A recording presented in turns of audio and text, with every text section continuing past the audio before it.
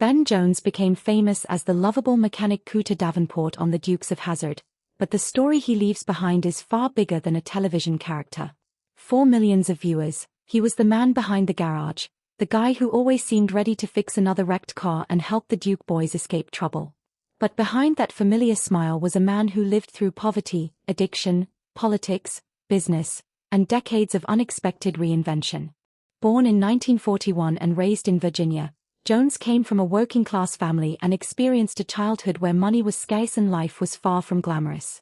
He eventually discovered acting and built a career on the stage before landing the role that would change everything. When the Dukes of Hazzard premiered in 1979, Jones became Cooter, the friendly mechanic whose garage became one of the show's most recognizable locations. Jones appeared throughout the show's original 7-season run, becoming one of its most beloved faces.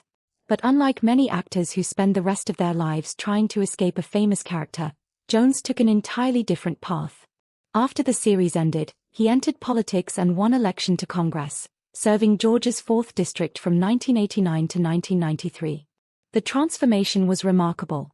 The man audiences knew as a fictional Southern mechanic was now a real United States congressman.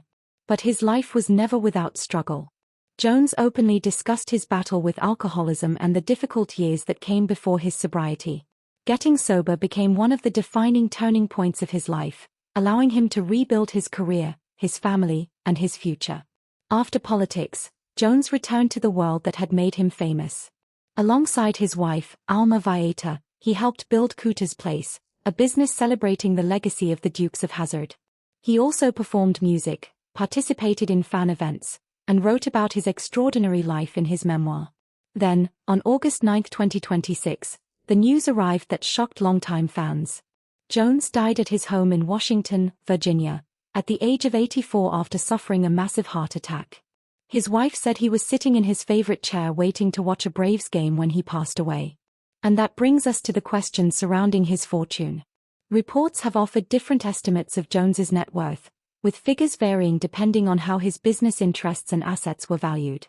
But the more important story is what those numbers represent.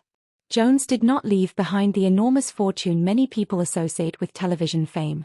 Instead, he left behind something harder to calculate, a career that crossed entertainment, politics, music, business, and personal redemption. His family now has to say goodbye not only to Ben Jones, but to the man behind Cooter.